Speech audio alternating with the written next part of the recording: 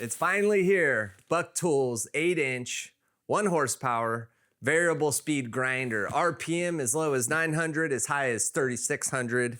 Ooh, this is a sharpener's dream right here. Hopefully it doesn't vibrate off the little bench here when it hits 2,000 RPM. But I guess if it does, you guys win, because I'll have caught it on camera and you'll have a good laugh at that.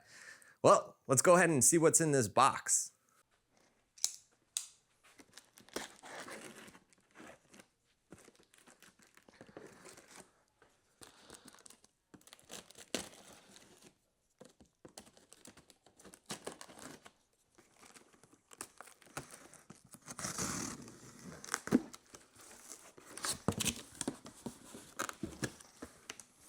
Oh, look at that. All right, take two, because I wasn't in focus. Well, this is interesting. Got a sticker pack. First time I've ever got a sticker pack when I bought a set of tools, but kind of smart because there's more tools on these stickers that I might want. A couple of them I just like because they look cool. Instruction manual, trash. No, I'm teasing. We'll actually use it. Got our power supply cord. Looks like some maybe safety or jig attachments. Eye protection guards. And tool rest. Now for the fun part. There she is, first look. All right, I will just take her out of the box and we'll set her up here.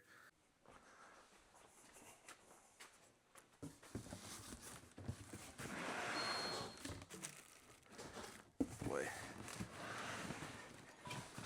it's definitely a heavy piece of equipment. I think it's like 50 pounds, geez.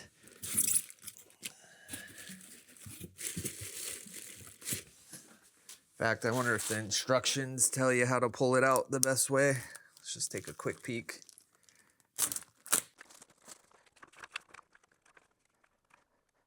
Yeah, I'm not seeing anything. There we go.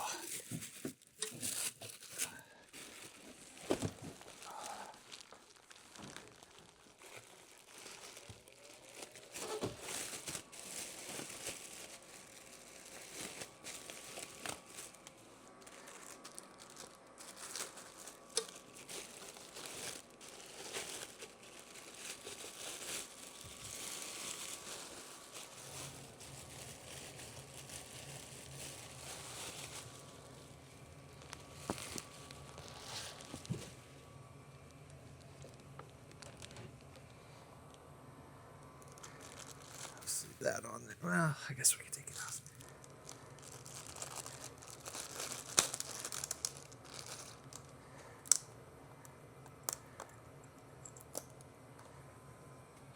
Really slick looking machine there. I like the matte black finish, the red logo. See, this thing belongs in this shop. I love it. So far, so good.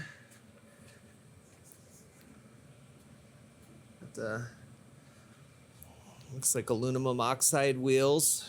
Probably won't be using those.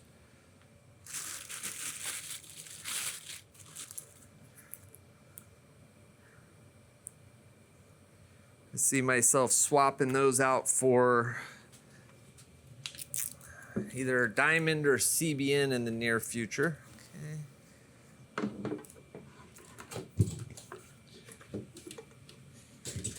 And in the back here, you've got your power outlet. This feels like the same kind of cords that come with like a PC. Same adapters. So it's kind of nice seeing them repurpose existing kinds of parts.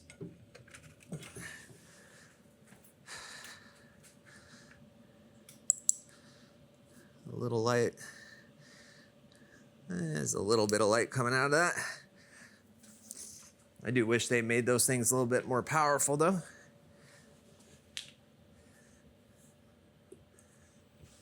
Nice digital display. Power on and boom, she's running. I'm gonna go ahead and stand behind it for our first time here.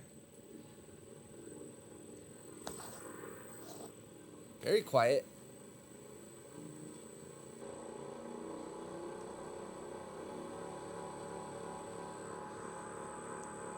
Vibration's not that bad.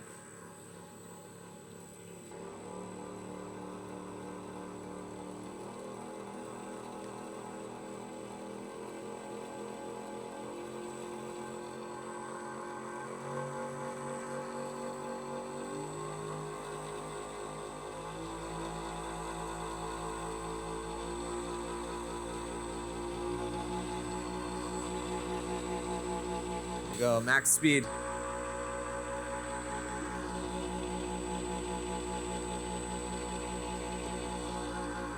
I just hit the 900.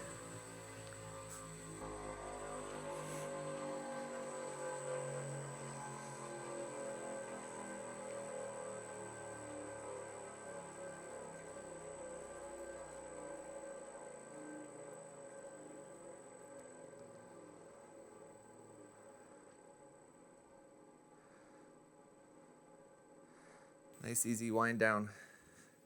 So far so good. And stop.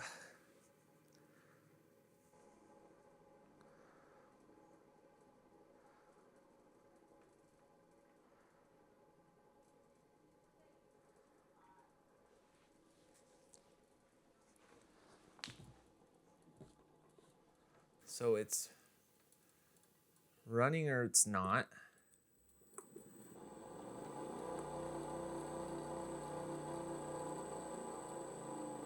Nice program. Oh. We'll have to mess around with the program menu in the future.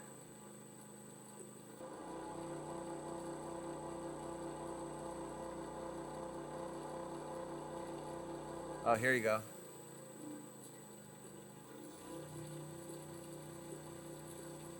Put it down.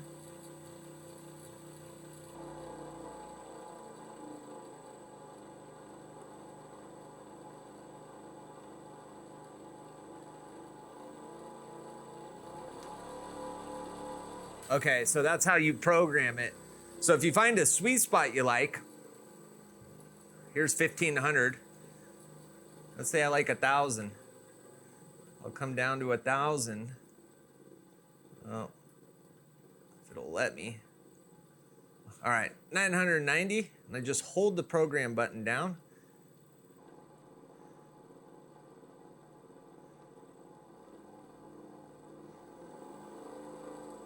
And boom. It winds down to 990. That's pretty slick, I like that.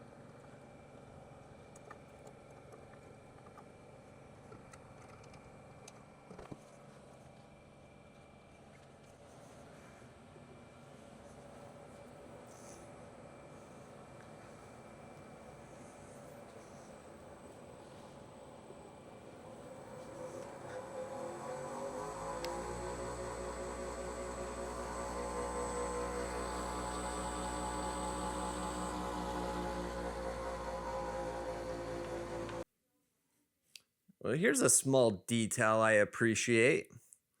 They put all the important specs that you need to know on the back for quick reference. You got your wheel arbor size. You even put the grid of the wheels that came with them, model number in case you need to reference that. Yeah, I'm really impressed by the quality so far. Well, she didn't wobble herself off. And if you stick around a couple more minutes, you'll see a fun grind test at the end of this video. Boy, she ran super smooth. I am impressed. I remember when I first plugged in my Raycon and I had it probably on the same spot, that thing was about to walk itself right off. But this thing's got a super heavy base. The whole thing, I think, is 57 pounds, something like that. I forget. But anyways, it's, yeah, I could probably just leave it right here if I wanted to. I don't even think I need to bolt this guy down to anything. I'm really, the reason I purchased this was for the variable speed control. And that's important to me because of heat and sharpening. I'm gonna end up taking these guards off the ends here, and we're gonna replace it with more than likely 8-inch diamond wheels. And those 8-inch diamond wheels, they're way cheaper than 10-inch wheels, let me tell you. So I'm excited. Once we get those on there, we'll get the Tormek support bars behind them, and we'll be zipping through knives in no time. It's gonna be, I'm not in a hurry to do all this. So maybe over the next month or so, we'll have that rig all set up, and make sure you subscribe to watch the progression as we get there. And other than that, I say buy this if you're looking. The closest version to this is made by a company called Jet. I was eyeballing that months ago when we were voting on going Raycon or a different direction. But that thing all in is like $800. This one all in $450. Not a small purchase by any means, but this thing exceeded my expectations based off of what I was expecting off the Amazon photos, you know? It's just absolutely beautiful. I love the matte black finish, you know, everything about it, the digital dial, and most importantly, that variable speed control, or in my head, heat and sharpening control. All right, enjoy this grind test.